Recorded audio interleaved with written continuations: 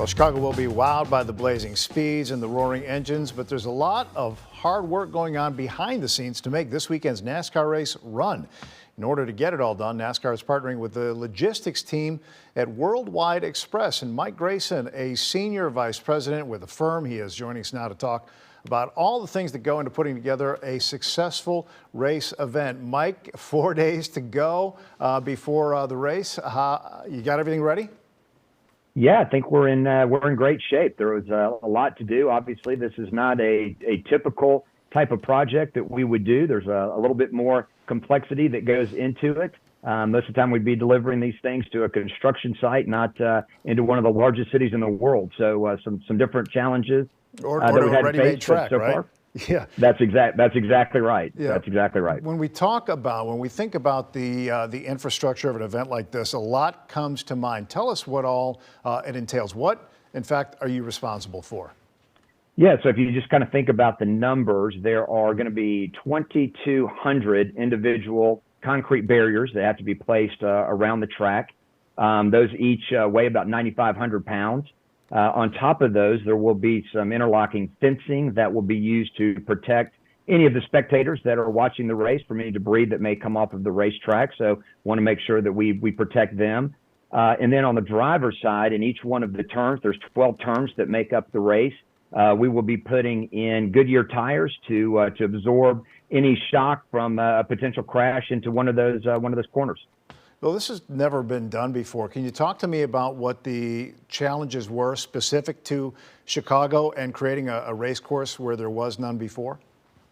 Yeah, I think the biggest challenge for us was, again, just kind of going back to this idea that not only are we doing this inside of a city, we're doing it in one of the busiest areas of that city. We're talking about Michigan Avenue and Lakeshore Drive. So, these are pretty well-traveled thoroughfares that we're looking to try and put some infrastructure in. So what we decided to do was really create a staging area as opposed to trying to deliver all of those goods directly to the site.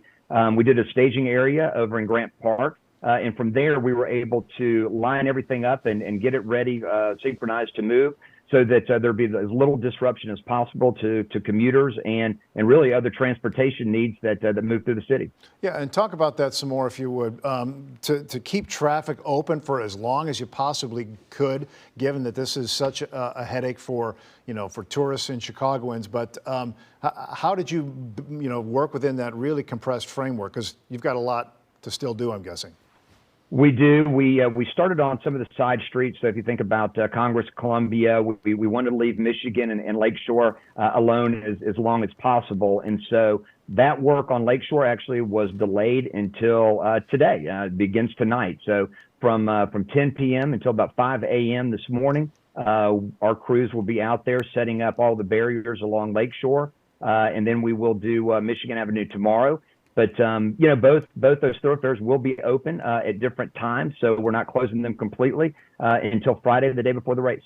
Just a few seconds left here, Mike. For all the Chicagoans who've had to deal with, the inconveniences of the closures and all the stuff that's going on around, how do you answer to them looking forward to how this is all going to come off? You're seeing it go from the ground up. What do you say to them? Yeah, I think that it's an opportunity to bring some commerce, obviously, to the city. I think projections are somewhere around $100 million of new money that will be brought into the city. So, again, we try to do everything that we could to make it as inconvenient as possible. Know that it wasn't perfect, but we learned a lot of lessons that hopefully help us in the out years to do it even more effectively and efficiently. Mike Grayson with Worldwide Express. For a guy who's probably not getting too much sleep these days, you look pretty good. I appreciate that. All right. Good luck with everything and take care. Thanks for joining us. Thanks so much.